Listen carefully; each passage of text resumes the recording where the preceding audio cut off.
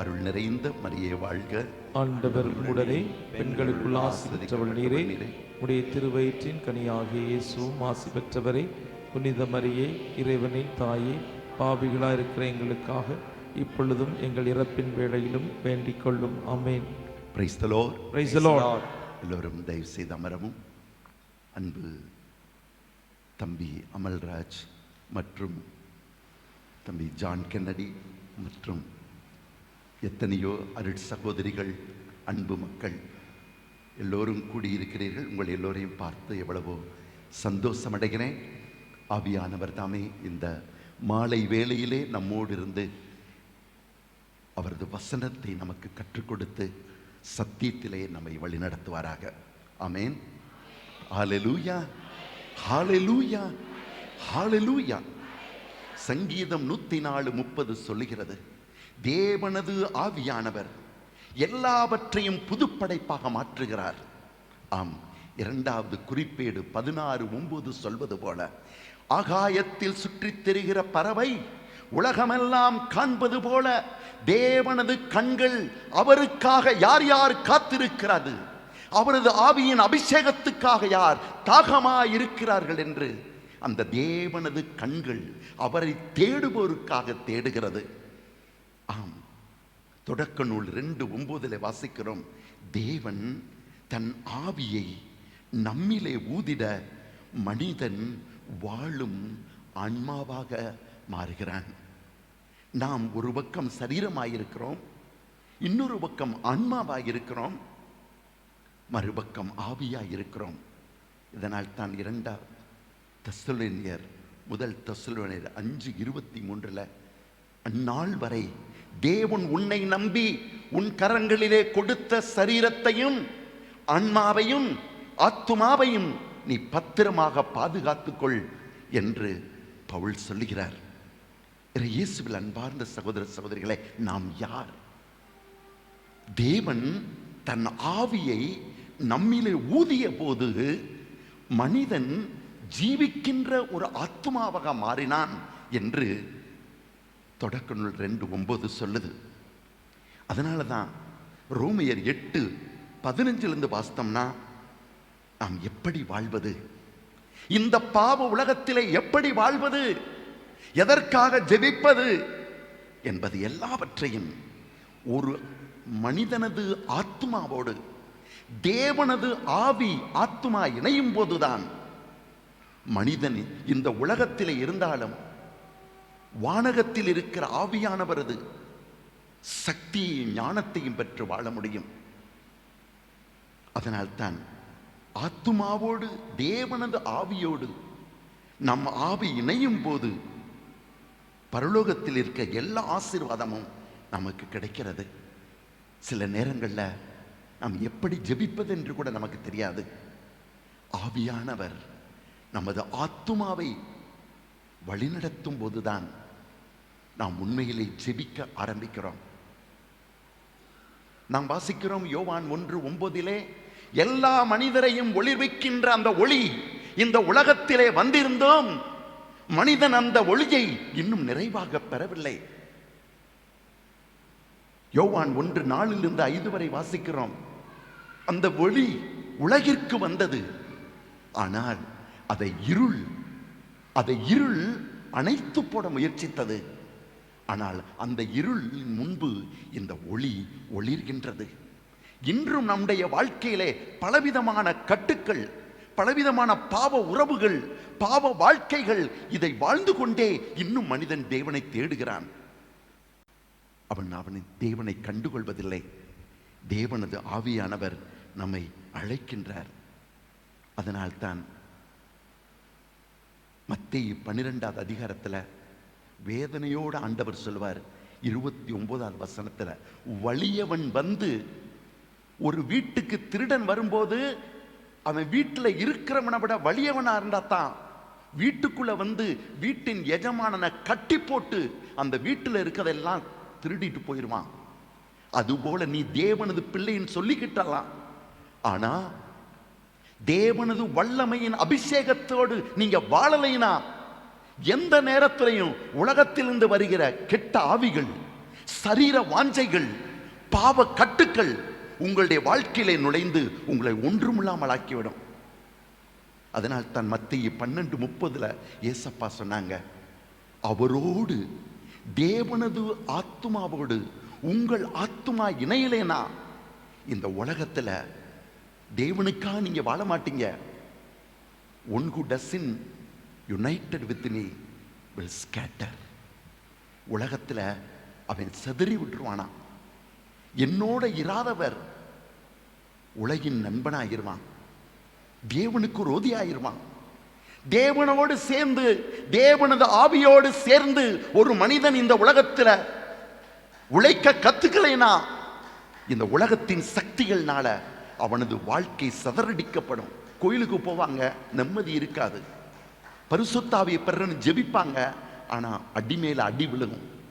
எப்பயாவது கேட்டிருக்கீங்களா, ஏன் நம்முடைய வாழ்க்கையில இப்படி இருக்குது? ஹல்லேலூயா, ஹல்லேலூயா, ஹல்லேலூயா. அதனாலதான் சங்கீதம் 23:3 ஆண்டவர் என் நாயன், எனக்கு எந்த குறையும் இல்லைன்னு சொன்னவர் அவர் சொல்றார், என் ஆத்துமாவை தேவனது ஆவியானவர் தேவைகள் குறைகளின் மத்தியிலே என்னை இளைப்பாறச் செய்கிறார். ஒரு மனிதனது ஆவி தேவனது ஆவியால் நடத்தப்படும் போதுதான் ஒரு மனிதனுக்கு இளைப்பாறுதல் கிடைக்கிறது, நிம்மதி கிடைக்கிறது, விடுதலை கிடைக்கிறது. அதுவரை நம்ம கோயிலுக்கு வர்றாங்க, வரலாம், மீட்டிங் மேல மீட்டிங் வந்துட்டு போவீங்க, வார்த்தைகளை கேட்டுட்டு போயிருவீங்க. ஆனா ஆண்டவரது அபிஷேகம் உங்களை தாக்கலைனா, உங்களுடைய பாவ கட்டுக்களை உடைக்கலைனா, உங்கள் பாவத்திற்காக மனமருந்தி உங்களை புதுப்பிக்கலைனா அந்த வாழ்க்கை வீண் வாழ்க்கைங்க. கடவுளது வார்த்தையை கேட்டு சும்மா அப்படி போய்கிட்டே இருக்கிற மக்களாக நாம் மாறிவிடுவோம். ஆனால் ஆண்டவரோ நம் எல்லோரையும் புதுப்படைப்பாக்க நம்மை அழைத்து கொண்டிருக்கிறார். ஹல்லேலூயா, ஹல்லேலூயா, ஹல்லேலூயா, ஹல்லேலூயா. ஆம், சங்கீதம் 103 தாவீது சொல்றான், என் ஆத்துமாவே நீ தேவனோடு ஆத்துமாவோட இணைந்து வாழ். சங்கீதம் 103:1 சொல்லுது, உன் ஆத்துமாவே கர்த்தரை துதி, என் முழு உள்ளமே அந்த கர்த்தரோடு சேர்ந்து அவரை துதித்து மகிழ்ந்து பாடு.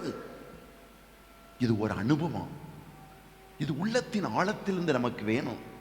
நான் ஆவியானது பிள்ளைன்னு சொல்லிக்கிட்டே இருக்கிறேன், மீட்டிங் மேல மீட்டிங்கு போய்கிட்டே இருக்கிறேன். எப்ப எனக்கு முழு விடுதலை கிடைக்கும்? எப்போது தேவ தரிசனம் எனக்கு கிடைக்கும்? எப்போது தேவ வல்லமை எனக்கு கிடைக்கும்? தேவனால் ஆட்கொள்ளப்பட்டவர்கள் தான் தேவனது பிள்ளைகளாக இருப்பார்கள் என்று ரோமேயருக்கு எழுதிய திருமுகம் 8:14-15 ஆண்டவர் சொல்றார். இந்த கன்வென்ஷன்ல ஆண்டவர் உங்களை பார்த்து சொல்றது, தேவன் செய்த காரியங்களை நீங்க அறிக்கையிட்டு வாழணும்னா நம் ஆத்துமாவை தேவனது ஆவியால் நாம் நடத்தலைன்னா நம்முடைய வாழ்க்கையெல்லாம் வீணாயிரும். தேவனது ஆவியானவர் நமது வாழ்க்கையை நடத்தலைனா இந்த உலகம் நம்மளை நடத்தும், இந்த சரீரம் நம்மை நடத்தும், பாவ சக்திகள், பாவ உறவுகள் உங்களை நடத்தும். பைபிள் இருக்கவங்க வாசிப்பீங்களா? சாலமோனது ஞானாகமம் 9வது அதிகாரம் 15வது வசனம் என்ன சொல்லுது? சாலமோனது ஞானாகமம் 9வது அதிகாரம் 15வது வசனம்,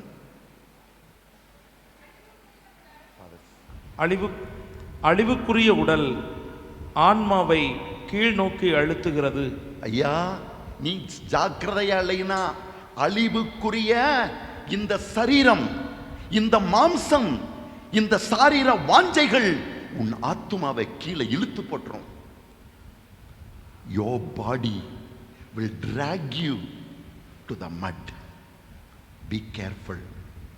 வாழ்க்கை என்பது ஒரே ஒரு முறை வாழ்ந்தா தேவ வல்லமையோடு தேவனது ஆவியால் நடத்தப்பட்ட உன்னத அபிஷேக வாழ்க்கை வாழணும். இல்லைனா நமக்கு வாழ்க்கையே இருக்காது. சாலமோன் எழுதிய ஞானாகமம் 15வது அதிகாரம் வசனங்கள் 10-13 வரை வாசித்து பாருங்க. சாலமோன் தன் அனுபவத்தை சொல்றார். அவர்களுடைய இதயம் மனிதனது இதயம் வெறும் சாம்பல். இந்த உலகத்துல என்னென்னமோ பெரிய ராஜா கூஜான்னு சொல்லிக்கிட்டு இருக்கான். ஆனா அவனது இதயம் கோயில்ல இருந்தா கூட கண்ணு பூரா அங்கே இங்கேயும் போய்கிட்டே இருக்குது. கண்ணை கட்டல, கண்ணு அபிஷேகம் பெறல, அது பாவத்தில் இழுத்துக்கிட்டே இருக்குது. ஒரு மனிதனது இதயம் சாம்பல் போன்று இருக்கிறது. அவர்களது நம்பிக்கை, மனிதர்களது நம்பிக்கை புழுதியிலும் கீழானது. ஒரு மனிதனது ஆவியை தேவனது ஆவியானவர் நடத்தலைனா ஒரு மனிதனது மனதின் எண்ணங்கள் புழுதியை விட கேவலமாக இருக்கும் என்று சாலமோன் சொல்றார். இன்னும் அவர்களது வாழ்க்கை களிமண்ணிலும் இழிவானது. களிமண்ணாவது 1000 வருஷம் இருக்குங்க. ஆனா தேவனது ஆவியால் நடத்தப்படலைனா இந்த உலகத்திலே தன் கதையை முடிச்சிருவான் மனுஷன். ஏனெனில் தங்களை உருவாக்கியவரையும் தங்களுக்குள் ஆற்றல் மிக்க ஆன்மாவை புகுத்தியவரும், உன்னை நம்பி நீ தேவனுக்காக காத்திருப்பாய், நீ தேவனது ஆவிக்காக தாகம் கொள்ளுவாய், அவரது ஆவியோடு உன் ஆத்மா இணையும் என்று தாகம் கொண்டு உன்னை உருவாக்கினவரை நீ அறியாமல் போனாய். அவரை தேடுகிறாய். ஆனால் எதற்காக உனக்கு வாழ்க்கை தந்தார்? உன் வாழ்க்கையில என்ன நடந்து கொண்டிருக்கிறது? இதன் பின்னால் என்ன இருக்கிறது? எப்படிப்பட்ட சக்திகள் உன்னை வாட்டி வதைத்துக் கொண்டிருக்கின்றன என்பதை அறியாமல் போனாய். இன்னும் வாசிக்க கேட்போம். உயிர் மூச்சை ஊதியவரும் யார் என்று அவர்கள் அறியவில்லை. உன்னிலே உயிர் மூச்சை ஊதி உனக்கு ஆன்மாவை கொடுத்தவர் யார் என்பதை மனிதன் அறிந்து கொள்வதில்லை. இதை ஓடிக்கிட்டே இருக்கான். அதனாலதான் எரேமியாஸ்ல சொல்வாரு, கொஞ்சம் நில்லுப்பா, உன்னைய பாருப்பா, நீ யாரு, எங்கிருந்து வந்திருக்கிற, உனக்கு என்ன நடந்துகிட்டு இருக்கு, உன்னுடைய வாழ்க்கையின் குறிக்கோள் என்ன, எதை சாதிக்கிற பிறகு ஓடு. மனிதன் தனக்குள்ளே தன்னை படைத்தவரை அறியாமல் போனான். தனக்குள்ளே ஆத்துமாவை ஊதி தேவனது சித்தம் இது என்று சொன்னதை அவன் அறியாமல் போனான். இன்னும் வாசிக்கிறோம். அவர்களோ நம் வாழ்க்கையை ஒரு வகை விளையாட்டாகவும், ஒரு வகை விளையாட்டு. இந்த உலகத்துல மனுஷன் என்ன நினைக்கிறானா, தன்னுடைய வாழ்க்கையை ஒரு விளையாட்டு மாதிரி. யார் யார் வர்றாங்களா அவங்களோட சேர்ந்து விளையாடுறது, காசு வந்தா காசோட விளையாடுறது, மாம்சப்பு மனுஷங்க வந்தா மனுஷங்களோட விளையாடுறது, பேர் புகழ் வருதா அதுக்கு பின்னால ஓடுறது. தேவன் பிள்ளைகள் தான், கோயிலுக்கு போறவங்க தான், பிரார்த்தனை செய்யறவங்க தான். ஆனா இன்னொரு சக்திகள், உலக சக்திகள், மாம்ச சக்திகள் அவர்களை ஒவ்வொரு நாளும் அடித்து கொண்டே இருக்குது. அதை கவனிக்கிறதுக்கு இடம் நேரம் இல்ல. அதை தாண்டி எனக்கென்று தேவன் வைத்திருக்கிற அந்த உன்னத அபிஷேகத்தை நான் பெற்றே தீர வேண்டும் என்ற தாகத்தையும் அவன் உருவாக்கிக் கொள்வதில்லை. இன்னும் வாசிக்கிறோம். நம்முடைய வாழ்நாளை பணம் சேர்க்கக்கூடிய ஒரு திருவிழா சந்தையாகவும் கருதுகிறார்கள். மனிதன் என்ன நினைக்கிறானா, இந்த உலகமே காசு சம்பாதிக்கணும், அவ்வளவுதான். கோயிலுக்கு போனா கூட ஆண்டவரே எனக்கு காசு கொடு. எனக்கு மனிதனது வாழ்க்கையை ஒரு விளையாட்டாகவும் காசு சம்பாதிக்கிற ஒரு கடையாகவும் மனிதன் மாற்றிக்கொண்டிருக்கிறான். பேரு மட்டும் கோயிலுக்கு போறது, பேரு மட்டும் தேவனது வார்த்தையை கேட்பது. ஆனா உள்ளத்திலோ அவன் பணம் சம்பாதிக்கும் ஒரு விளையாட்டை விளையாடி கொண்டிருக்கிறான். இன்னும் வாசிப்போம். ஏனெனில் ஒருவர் எவ்வழியாலும், ஏன் தீய வழியாலும் கூட பணம் சேர்க்க வேண்டும் என சொல்லிக் கொள்ளுகிறார்கள். அவன் என்ன சொல்லிக்கிறானா, எந்த வழினாலும் பரவாயில்ல, அது தீய வழினாலும் பரவாயில்ல, எனக்கு காசு வேணும், அவ்வளவுதான். எத்தனையோ ஒரு சக்திகள் உங்களை கட்டி கொண்டிருக்கின்றன, அவைகள் உங்களில் ஊடுருவிக் கொண்டிருக்கின்றன. தேவன் கொடுத்த அபிஷேகத்தை உங்களிடம் உறிஞ்சிக் கொண்டிருக்கின்றன. உங்களை அறியாமல் அவன் ஷூட் பண்ணிக்கிட்டே இருக்கான். தேவன் உங்களை நம்பி உங்கள் கைகளிலே கொடுத்த அபிஷேகம், அவர் கொடுத்த ஞானம், அவருக்காக வாழ வேண்டும் என்ற வைராக்கியம் ஒவ்வொரு நேரமும் உறிஞ்சப்படுகிறது. அதை அறியாமல் மனிதன் போகிறான். அதனால்தான் கலாத்தியருக்கு எழுதிய திருமுகம் 5வது அதிகாரம் 16வது வசனத்துல பவுல் என்ன சொல்றாரு? தூய ஆவியின் தூண்டுதலுக்கேற்ப வாழுங்கள், அப்போதுதான் ஊன் இயல்பின் இச்சைகளை நிறைவேற்ற மாட்டீர்கள். ஐயா, இருள்னா என்ன? What is darkness? Darkness is nothing but the absence of light. ஒரு தீய சக்தி உன் வாழ்க்கையில விளையாடுதுன்னா என்ன? அதை எதிர்த்து நிற்கிற ஆவியின் அபிஷேகம் உன்னிடத்தில் இல்லை என்று அர்த்தம். இருள் உன்னை ஆக்கிரமிக்கிறது என்றால் வெளிச்சம் உன்னை ஆண்டு கொள்ளவில்லை என்று அர்த்தம். இருள் என்றால் என்ன? வெளிச்சம் இல்லாத நிலைமை. பவுல் என்ன சொல்றார்? வாசிங்க ஃபாதர். நான் சொல்கிறேன், தூய ஆவியின் தூண்டுதலுக்கேற்ப வாழுங்கள். தூய ஆவியின் தூண்டுதலோடு நீங்கள் வாழுங்கள், அப்போதுதான் ஊனியல்பின் இச்சைகளை நிறைவேற்ற மாட்டீர்கள். உங்களை பின்வந்தாலும், கெட்ட ஆவிகள் பின்வந்தாலும் அவை உங்களை ஜெயிக்க முடியாது. என் இருள் போகணும் சொல்லாதீங்க, என் பிரச்சனைகள் தீரணும் போகாதீங்க. அவைகளை எல்லாவற்றையும் ஆசீர்வாதமாக மாற்றுகிறவரை நான் சம்பாதித்துக்கிறனும். நான் வெளிச்சத்தை பெற்றுக்கிறனும். அவர் பிரசனத்தில் நான் நுழையணும். அப்பதான் எனக்கு வாழ்க்கை உண்டு என்பதை நான் அறியணும். ஹல்லேலூயா, ஹல்லேலூயா, ஹல்லேலூயா, ஹல்லேலூயா, ஹல்லேலூயா, ஹல்லேலூயா. அதனால தான் கலாத்தியர் 5:17 என்ன சொல்லுது? ஊனியல்பின் இச்சை தூய ஆவிக்கு முரணானது. ஒரு பக்கத்துல உலக உறவுகளோடும் உலக பாவத்தோடும் உலக இச்சைகளோடும் வாழும்போது ஆண்டவரது ஆவியானவர் உங்களை தேடினாலும் அது ஆவியானவருக்கு எதிராக எதிர்த்து நிற்குமா? ஜெபிக்க நினைப்பீங்க, மறு நிமிஷமே உங்களுடைய மனதில் டிவியை பார்ப்போம், செல்போனை பார்ப்போம். அப்பதான் அபிஷேகத்தோட வார்த்தைகளை படிப்போம்னு ஆசைப்படுவீங்க. சடனா இன்னொரு சக்தி உங்க செல்போன்ல கீன்னு சவுண்டு கொடுக்கும். அவ்வளவுதான். ஆண்டவரை தேடணும். எனக்காக அவர் வைத்திருக்கிற அபிஷேகம் என்ன, எனக்காக அவர் வைத்திருக்கிற திட்டங்கள் என்ன, எல்லாம் ஒரு நிமிஷத்துல ஒண்ணுமில்லாம போயிடும்.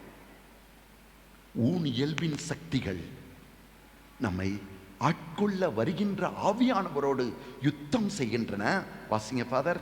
தூய ஆவியின் விருப்பம் ஊனியல்புக்கு முரணானது. இவை ஒன்றுக்கொன்று எதிராய் உள்ளதால் நீங்கள் செய்ய விரும்புவதை உங்களால் செய்ய முடிவதில்லை.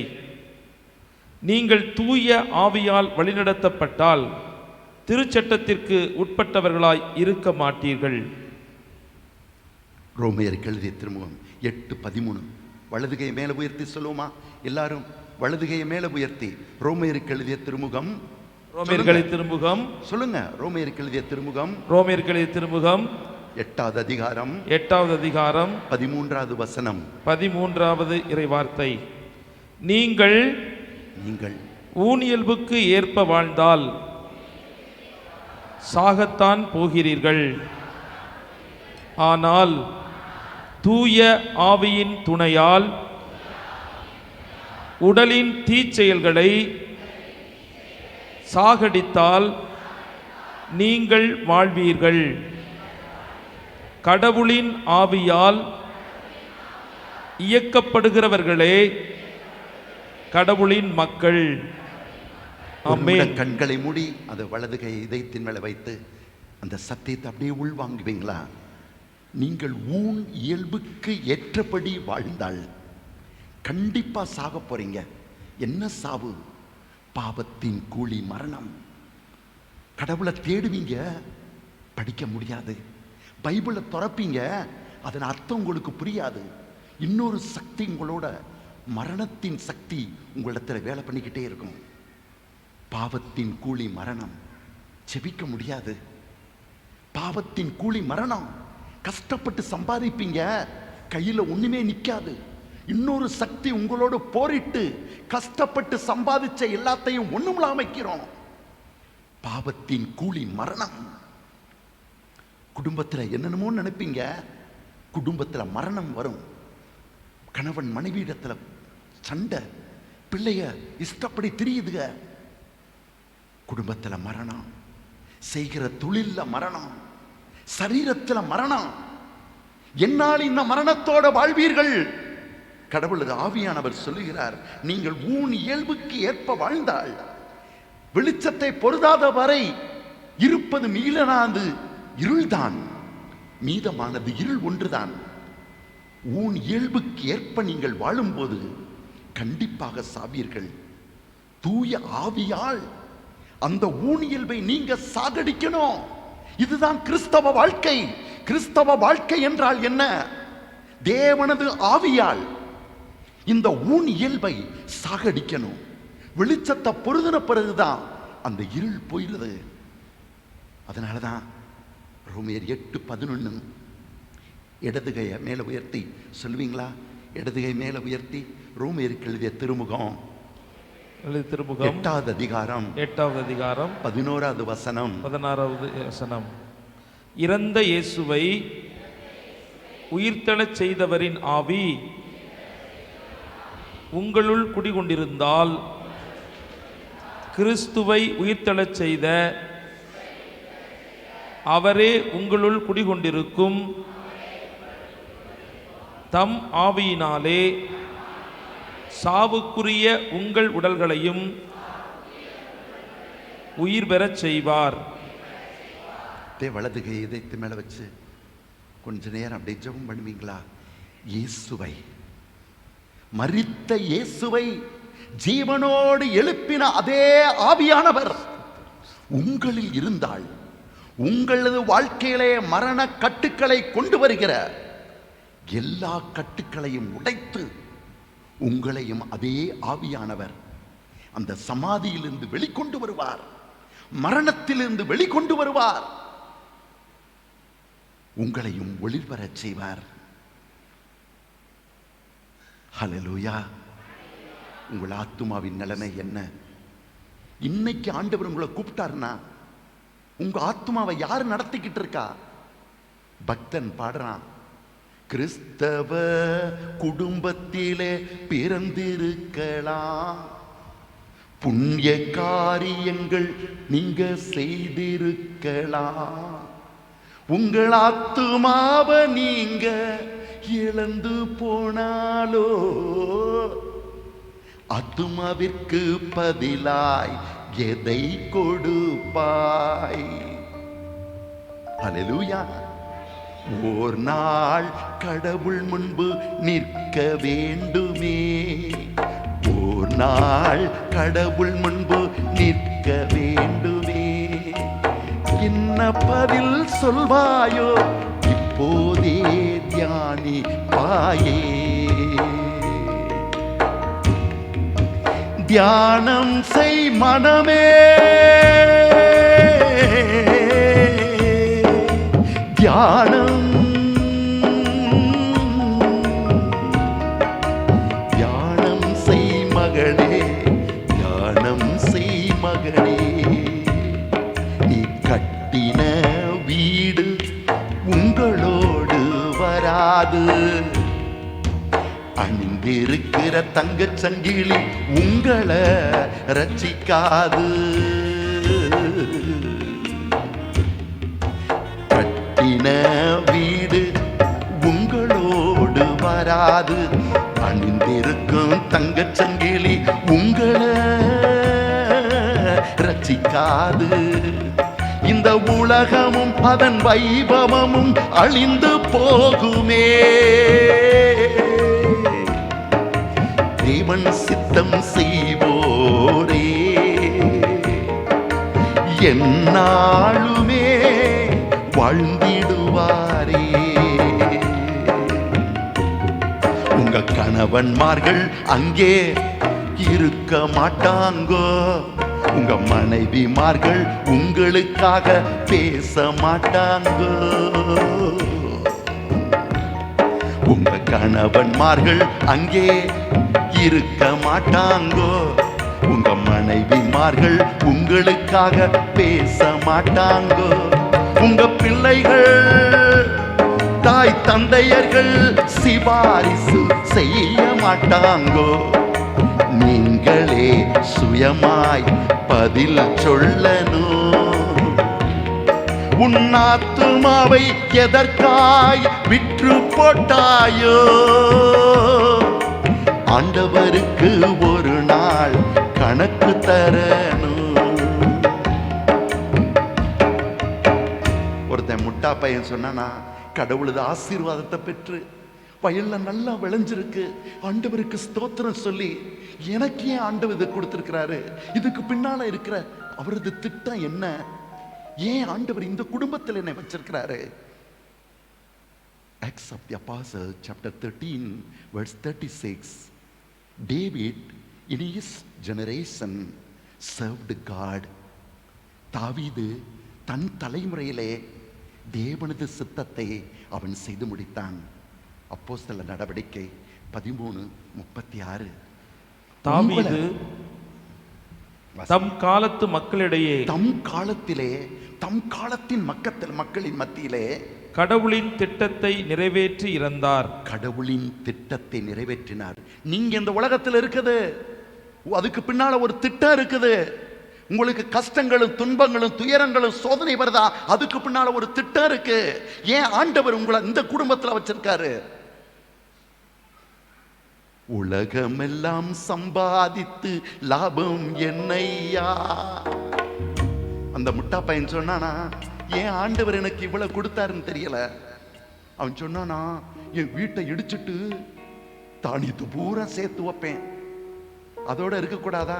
அவர் பெரிய பிலாசபர் நினைச்சுக்கிட்டு சொன்னாராம், ஆத்துமாவே நீ சந்தோஷமா இரு, நீ ரொம்ப வருஷத்துக்கு தேவையான, உனக்கு தேவையான எல்லாம் இருக்குது, சேமிச்சு வச்சுக்க.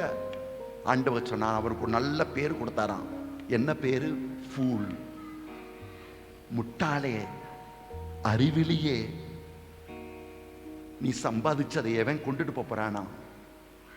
ஏசப்பா சொன்னாங்க, உலகமெல்லாம் சம்பாதித்து லாபம் என்னையா? உன் ஆத்துமாவை நீ இழந்து போனாலோ? உலகமெல்லாம் சம்பாதித்து லாபம் என்னம்மா? இன்று உன் தேவன் உன்னை அழைத்தால் உன் ஆத்மா எங்கே போகும்? உன்னை யார் ரட்சிக்க போறா? எங்க விளையாண்டுகிட்டு இருக்க? யாரோட விளையாண்டுகிட்டு இருக்க? யோசிக்கலைன்னா வேஸ்ட். இக்னேஷியஸ் ஆஃப் லோயோலா சொன்னாரு, life without reflection is not Worth living. தியானம் இல்லாத வாழ்க்கை குப்பையான வாழ்க்கைன்னு சொன்னாரு. உலகமெல்லாம் சம்பாதிச்சு லாபம் என்னையா? உன் ஆத்துமாவை நீ இழந்து போனாலோ? உன் ஆத்துமாவிற்கு பதிலாய் எதை கொடுப்பாய்? தியானம் செய் மகனே, தியானம் செய், தியானம் செய் மகளே, தியானம் செய். கிறிஸ்தவ குடும்பத்திலே இருந்தால் என்ன லாபம்? புண்ணிய காரியங்கள் செய்தால் என்ன லாபம்? உன் ஆத்துமாவை நீ இழந்து போனாலோ? அந்த ஆத்துமாவிற்கு பதிலாய் எதை கொடுப்பாய்? எங்க வீட்டுக்கு பிஷப் இருக்காங்க, சாமியார் இருக்காரு, அதை பண்ணுவான் இதை பண்ணுவான், அதுவும் ஆத்துமாவை ரட்சிக்காது. ஒரு நாள் அந்தோனியாரை கூப்பிட்டு சொன்னாங்களாம், இந்த ஒரு ஆள் இறந்துட்டாரு, இவர் பெரிய பணக்காரரு, அதனால அவருக்கு நல்ல பிரசங்கம் கொடுக்கணும்னா நல்ல பிரசங்கிய பிடிச்சிட்டு வருவான், அது 10,000 செலவு பரவாயில்ல, நீங்க வாங்கன்னு கூட்டிட்டு வந்தாங்களாம். அந்தோனியார் ஆண்டவரது பிரசன்னத்தோடு வாழ்பவர். அங்க போய் நின்றாராம். அவருக்கு முன்னால தரிசனத்தில் ஆண்டவர் காண்பிச்சாராம். சொன்னாராம், டே முட்டாளே, எல்லாருக்கும் ஷாக்காகி போச்சு. வாழ்கின்ற நாட்களில் உன் வாழ்க்கை என்ன? ஏன் ஆண்டவர் உனக்கு தன் ஆவியை ஊதி தன் ஆத்துமாவை உனக்கு ஏன் கொடுத்தார்? மறந்து போனாயே. காசு காசுன்னு போய் திரியிறியே. உன் ஆத்துமா நரகத்துக்கு போய்கிட்டு இருக்கேன். எல்லா பேரும் ஷாக் ஆயிட்டாங்க. செத்து போன பாடி இருக்கு, இப்படி சொல்றீங்களே. அவங்க ஒய்ஃபு, ஃபாதர், இப்படி நீங்க பேசாதீங்க. ஏமா, என்னை கூப்பிட்ட சத்தியத்தை தான் நான் சொல்லுவேன். அவருடைய ஆன்மா எங்க போகுதுன்னு ஆண்டவர் எனக்கு காண்பிக்கிறார், சொல்றேன். நீ நம்பலையா? வீட்டுக்கு போ. உங்க வீட்டில் பணப்பட்டி வச்சிருக்கல, பணப்பட்டியை தர. அந்த மனுஷனுடைய இதயம் அங்க துடிச்சுக்கிட்டு இருக்குது. அங்க போன அப்படியே இருந்ததான். ஒரு நாள் தேவன் முன்பு நிற்க வேண்டுமே, ஒரு நாள் தேவன் முன்பு நிற்க வேண்டுமே. எப்படி வாழ்ந்தேன், எதற்காய் வாழ்ந்தேன் என்று கணக்கு கொடுக்கணுமே. கிறிஸ்தவ குடும்பத்திலே பிறந்தால் லாபம் இல்லை, புண்ணிய காரியங்கள் செய்தால் லாபம் இல்லம்மா. உன் ஆத்துமாவை நீ இழந்து போனாலோ உன் ஆத்துமாவிற்கு பதிலாய் எதை கொடுப்பாய்?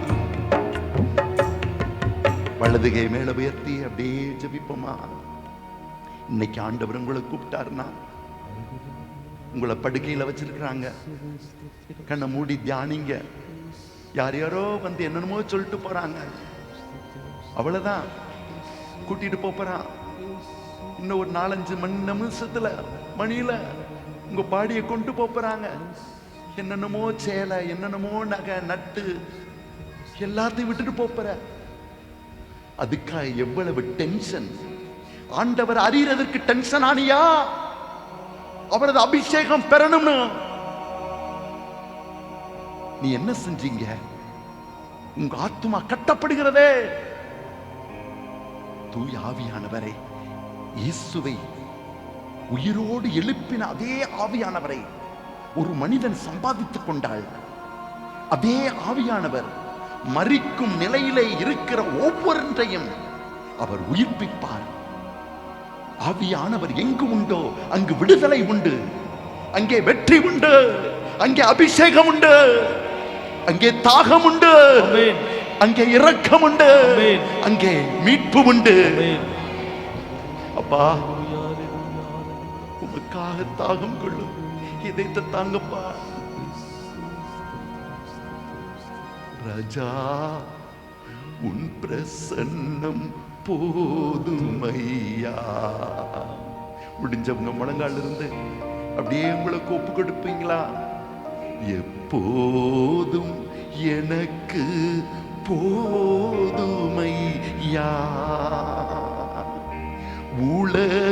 உலகமெல்லாம் மாயையா,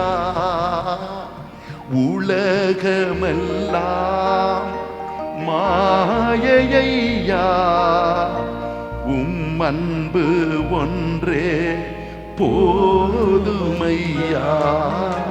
ராஜா, உம் பிரசன்னம் போதுமையா, எப்போதும் எனக்கு போதுமையா. இன்னும் உம்மை அறியணுமே, இன்னும் உம்மை அறியணுமே, இன்னும் கிட்டி சேரணுமே, இன்னும் கிட்டி சேரணுமே. உலகமெல்லாம் மாயையா, உலகமெல்லாம் மாயையா, உம் அன்பு ஒன்றே போதுமையா, உம் அன்பு ஒன்றே போதுமையா. ராஜா, உம் பிரசன்னம் போதுமையா, இப்போதும் எனக்கு போதுமையா. ராஜா, பிரசன்னம் போதுமையா, இப்போதும் எனக்கு போதுமையா. கரங்களை உயர்த்தி அவருக்கு ஒப்பு கொடுங்க. கரம் பிடித்த நாயகரே, கைவிடாத தூயவரே. கரம் பிடித்த நாயகரே, கைவிடாத தூயவரே. உம் கரங்கள் நான் பிடிக்கணுமே, கரங்கள் நான் பிடிக்கணுமே. உம்மை போல தூயவராய் மாறணுமே, உம்மை போல தூயவராய் வாழணுமே. ராஜா உம் பிரசன்னம் போதுமையா, எப்போதும் எனக்கு போதுமையா. ராஜா பிரசன்னம் போதுமையா, இப்போதும் எனக்கு போதுமையா. பாவம் நிறைந்த உலகத்திலே பாவத்தை ஜெயிக்கும் சக்தியாகணுமே. பாவம் நிறைந்த உலகத்திலே பாவத்தை ஜெயிக்க பழுத்தாருமே. ஏசையா,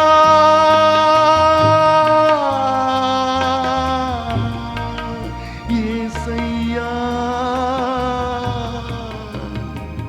நீ இல்லாத வாழ்க்கை குப்பையா. அதுக்குள்ளே அலைஞ்சுக்கிட்டு இருக்கேன், எங்கெங்கயோ ஓடிக்கிட்டு இருக்கேன், என்னை அறியாம ஓடிக்கிட்டு இருக்கேன். நான் எதை தேடுறேன் எனக்கே தெரியல. ஹல்லேலூயா, அல்லாஹ் ஹபாரானாஷியோ ஹபா. சத்தியத்தின் நாதரே, ஆவியானவர் எங்கு உண்டோ அங்கே சத்தியம் வெளிப்படும். ஆமென். சத்தியம் போதிக்கப்படும். ஆமென். சத்தியத்திலே வழிநடத்தப்படுவார்கள். அப்பா, என்னை அந்த சத்தியத்துல நடத்தும் அப்பா.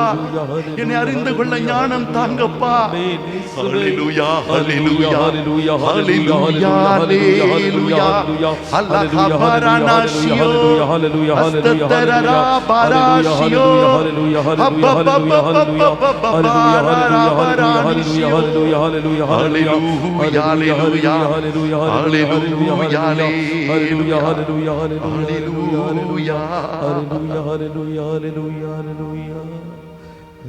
எல்லோரும் அமரவும்.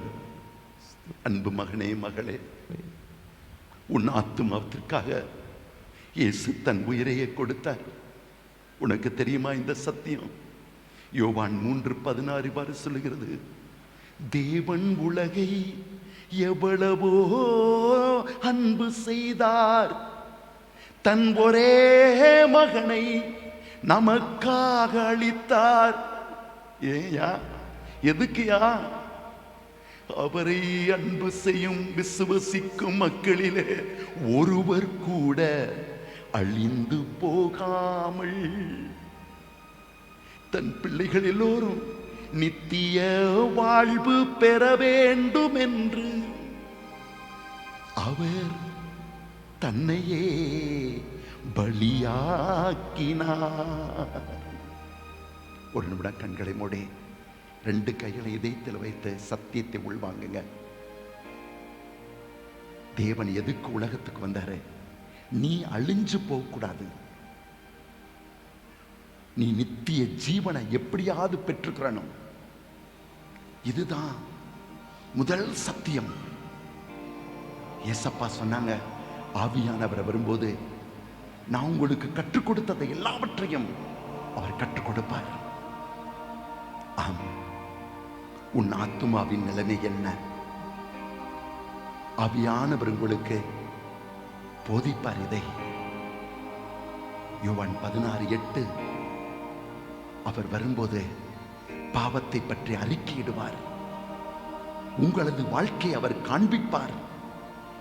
மகனே, மகளே, ஏசப்பா சொன்னாங்க மத்தேயு 16:27-26, ஒரு மனிதன் உலகமெல்லாம் சம்பாதித்து தன் ஆத்துமாவை இழந்து போனால் என்ன பயன்?